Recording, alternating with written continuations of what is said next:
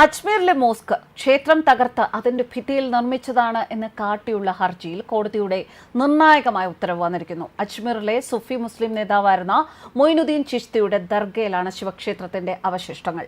ഇതുമായി ബന്ധപ്പെട്ട ഹർജിയിൽ രാജസ്ഥാനിലെ അജ്മീർ കോടതി ആർക്കിയോളജിക്കൽ സർവേ ഓഫ് ഇന്ത്യയ്ക്കും കേന്ദ്രത്തിനും നോട്ടീസ് അയച്ചു.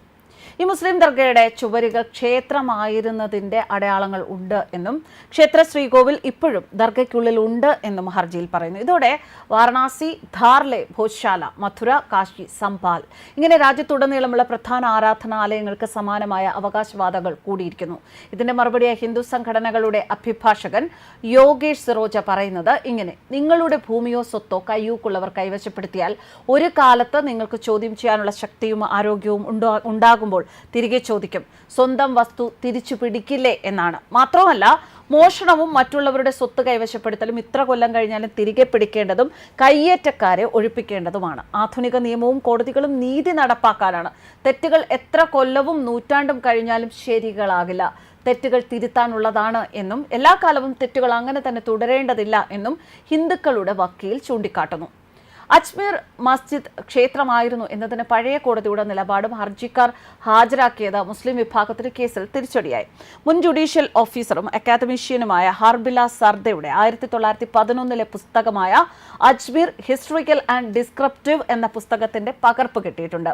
ഈ പകർപ്പിൽ അജ്മീർ മസ്ജിദ് ക്ഷേത്രം എന്ന വ്യക്തമായ സൂചനകളുണ്ട്. ഇതിന്റെ പകർപ്പ് നിയമസംഘം കോടതിയിൽ സമർപ്പിച്ചതായി ഹിന്ദുസേനയുടെ 3 അഭിഭാഷകരിൽ ഒരാളായ അഡ്വക്കേറ്റ് യോഗേഷ് സിറോജ പറഞ്ഞു. ഈ സ്ഥലത്തെ ശിവക്ഷേത്രം തകർത്താണ് ദർഗ പണിതത്. 13ാം നൂറ്റാണ്ടിലാണ് ഇത് ചെയ്തത്.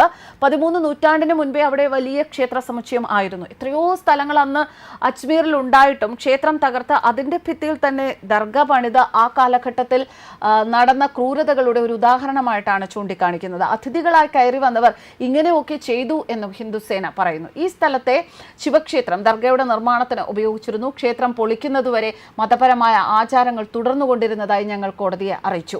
കോടതി ദർഗയുടെ താഴികക്കുടത്തിൽ ക്ഷേത്രത്തിന്റെ ഭാഗങ്ങൾ ഉണ്ട് എന്നും ബേസ്മെന്റിൽ ശ്രീകോവിലും ഉണ്ട് എന്നതിന് തെളിവുണ്ട് എന്നുള്ള ഹർജിക്കാരന്റെ വാദം പരിശോധിക്കാൻ 3ാമത്തെ അഭിഭാഷകനായ വിജയ് ശർമ്മ പരിസരത്തെ ASIയുടെ സർവേ ആവശ്യപ്പെട്ടു.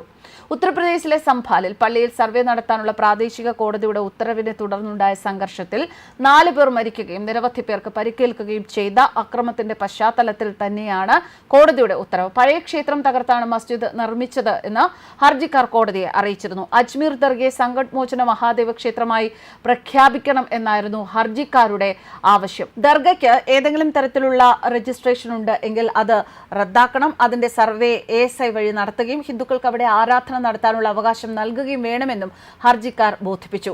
1911 വിരമിച്ച ജഡ്ജിയായ ഹർബില ശാരദയുടെ പുസ്തകം ഉദ്ധരിച്ച് ഹർജിയിൽ ബുലന്ദ് ദർവാസ ഉൾപ്പെടെ അജ്മീർ ദർഗയ്ക്ക് ചുറ്റും ഹിന്ദു കൊത്തുപണികളും പ്രതിമകളും വിവരിച്ചിരിക്കുന്നത് കാണാം.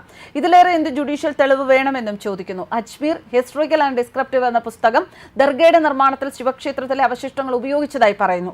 ഈ സ്ഥലത്തിന്റെ ശ്രീകോവിലിനുള്ളിൽ ഒരു ജൈനക്ഷേത്രം ഉണ്ട് എന്നും പറയുന്നു. എന്തായാലും തെറ്റുകൾ തിരുത്താൻ ഉള്ളതാണ്. തെറ്റുകൾ തിരുത്തി സമാധാനത്തിൽ മുന്നോട്ട് പോകണം. തെറ്റുകൾ തിരുത്താതെ മുറിവിലെ വ്രണത്തിൽ മരുന്ന് കെട്ടുന്നത് ശരിയല്ല എന്നും ഹർജിക്കാർ കോടതിക്ക് പുറത്ത് വ്യക്തമാക്കി. News desk കർമ്മസ്.